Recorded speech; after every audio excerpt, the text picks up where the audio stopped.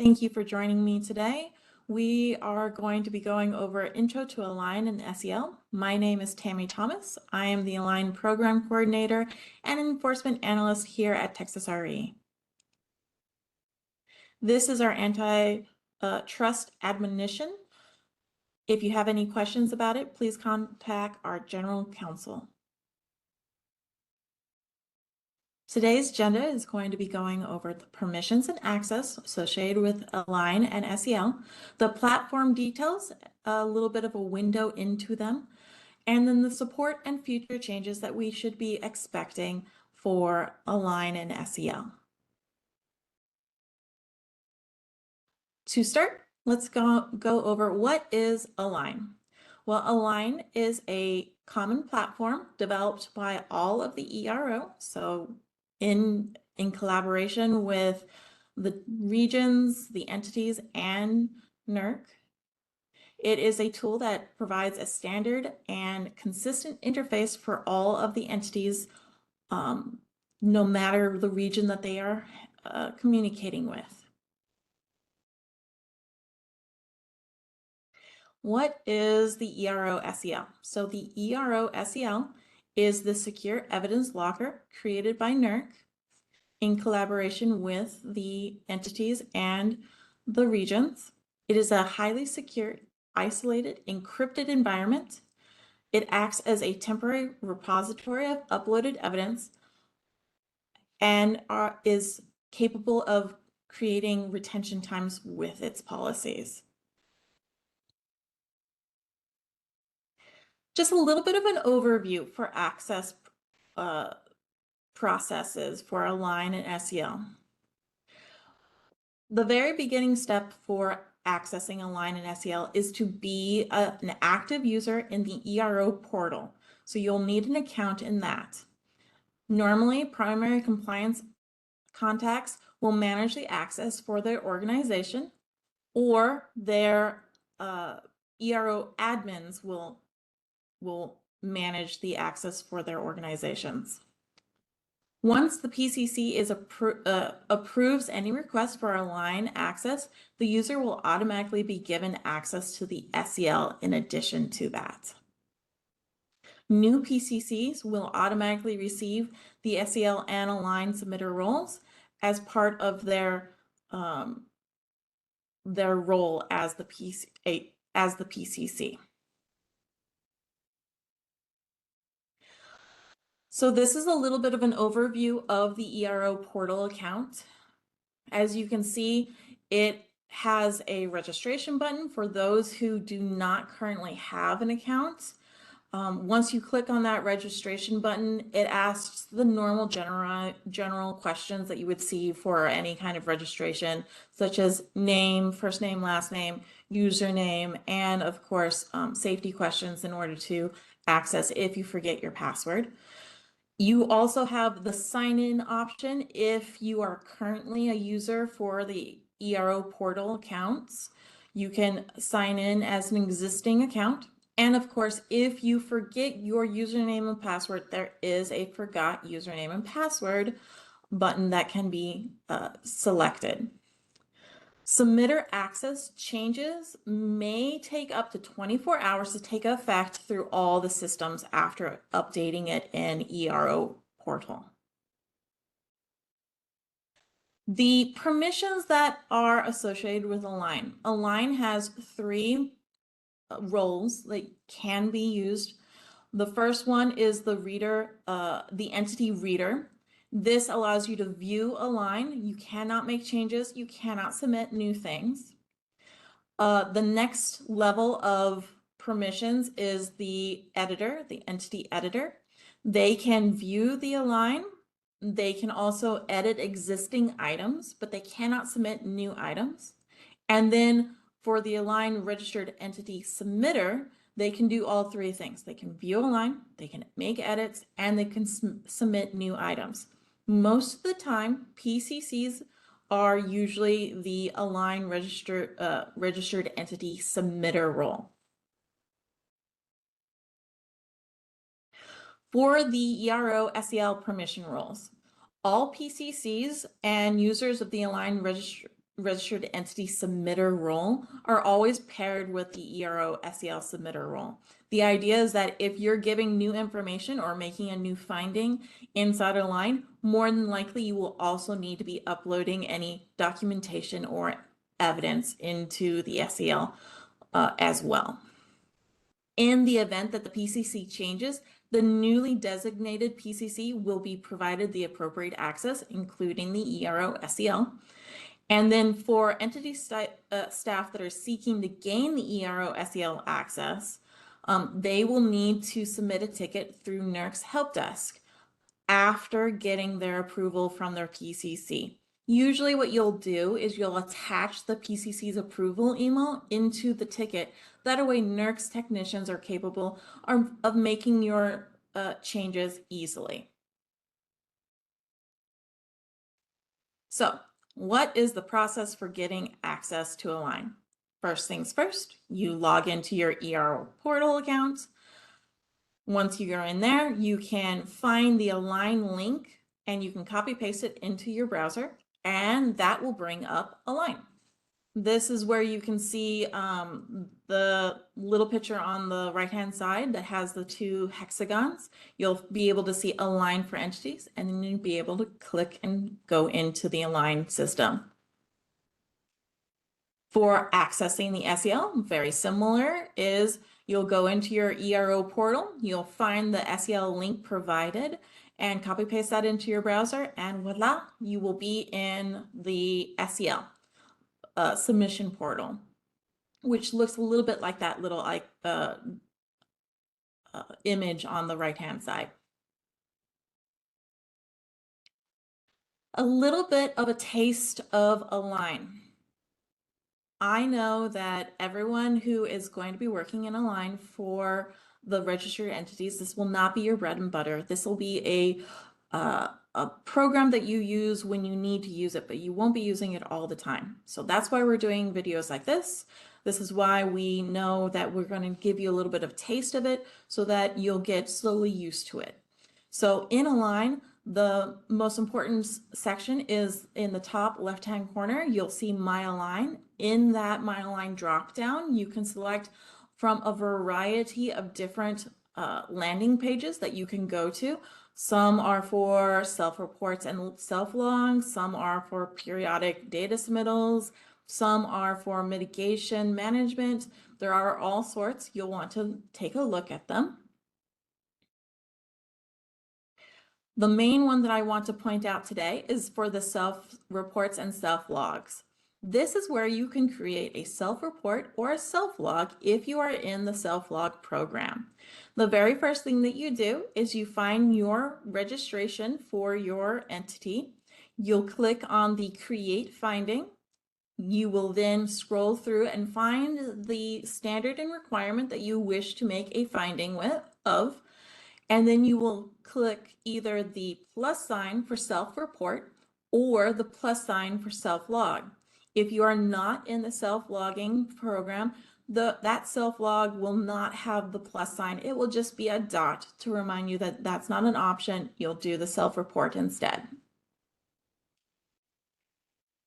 Mitigation milestones are another thing that you'll find inside the Align interface. These milestones are under the mitigation management and usually housed in your draft mitigations. This is your place in order to be able to submit milestones that you believe are going to be mitigating any risk for the finding that you submitted. There is an option after you have entered in all of your milestones to select that they are all completed. Of course, that should only be selected if you have indeed completed all of your milestones. If you have future mitigations, then you wouldn't click it.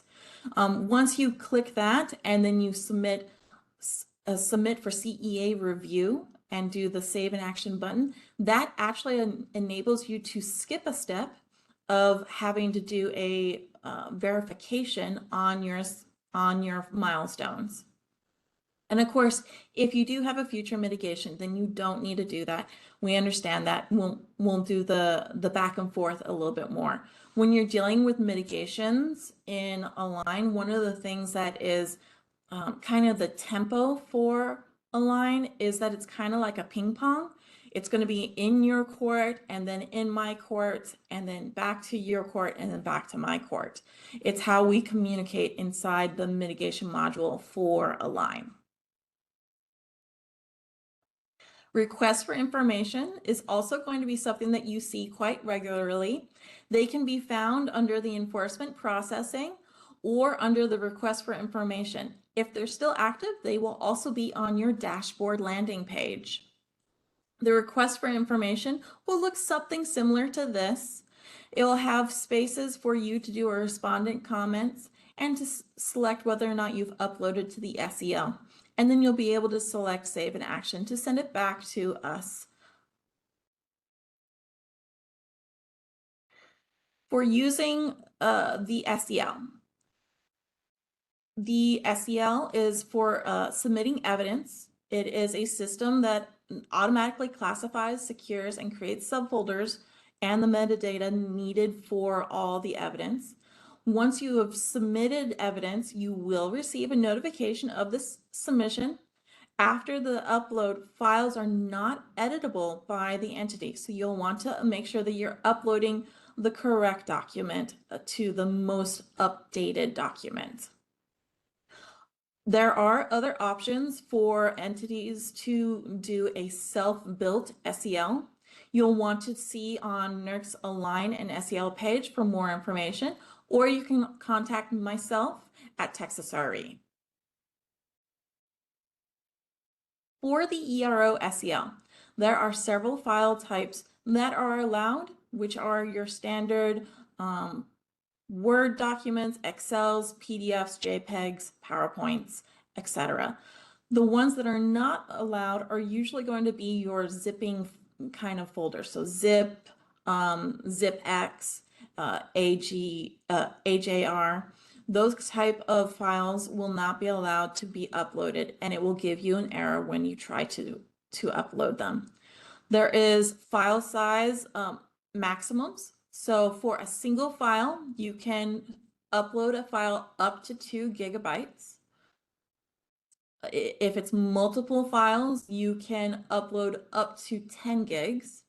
And if you want to do multiple files, you can upload 20 files at a time as long as they are up to that 10 gigs or under. The reference ID format that you will need in order to upload to the SEL always looks like this format that you see on the screen. It will have the region, your NCR, the category that you're uploading to, so whether or not it is an engagement or a violation ID, it will have that, including also the standard and requirements. The email manifest that gets emailed to you as soon as you upload, that is the notification, shows these reference IDs and has a date stamp as well. Something to keep in mind for files that you're uploading as well, you can embed files into a doc file or an Excel file. However, we usually suggest not doing that because that embedded document won't show on the list of documents that have been uploaded because it's inside another document. So in order for you to keep track of the documents that you've already provided, it's usually best to do them piecemeal and not embed files inside other files. So there is, of course, a support system. This support system for you, if you ever have any difficulties with Align or SEL, is called Assist Me, or also called the NERC Help Desk. To submit the ticket, you would use this URL, or you would go through your ERO portal. These tickets go through a variety of levels of support. They start off with suggesting training options inside the help desk ticket system. They will then escalate to Texas RE to see if there's anything that Texas RE can do in order to resolve your issue. If it needs to be escalated from there, it will go to NERC support. And then finally, if it is a problem with the actual program and it needs to be handled by the developers, it will reach the developers for support as well. AssistMe ticket system looks something like this. It has sections for I need something. So you need access, you need to send something, you need initially something, and then there is something is wrong. So that should be error messages, blank screens, not being able to get to it. Maybe the SEL isn't allowing you to upload, something like that. And then you also have this section for what is my status. This is where you can review any of your open or closed tickets in order to see how they were handled and where they are at currently. The login for this AssistMe is using your ERO portal information, and it does have follow-up questions and answers for prompts. So it gets as much information from you first before going to technicians to be able to troubleshoot. The AssistMe ticket notifications. The ticket notifications are generated by the ticket. They will assist in notifying you of everything that's going on your ticket and will be sent to your email address. The ticket numbers will be listed on those notifications. They look like a format like this. It will say S and it will be year, month, day, and then a unique ID. In order to reply to your ticket, you can actually reply to these communications in order to get in contact with your technicians or answer any of their questions and follow-ups. Training and information resources that are available to you at all times are going to be our training resources like the registration entity training modules. They will go over a variety of releases. Texas RE also has a training presentation that you can view on the Align page. And there will also be more information on our page and NERC's page for upcoming workshops and meetings as well. For going forward on Align and SEL, NERC and the regions do know that these are programs that are needing to continue to grow to meet your needs and our needs as well. As it happens, what happens is that there will be a need that is identified, an opportunity for it to be improved. It will go through the Align user group and the Align production management team, and then finally through the operations leadership team in order to gain approval for them, for the changes.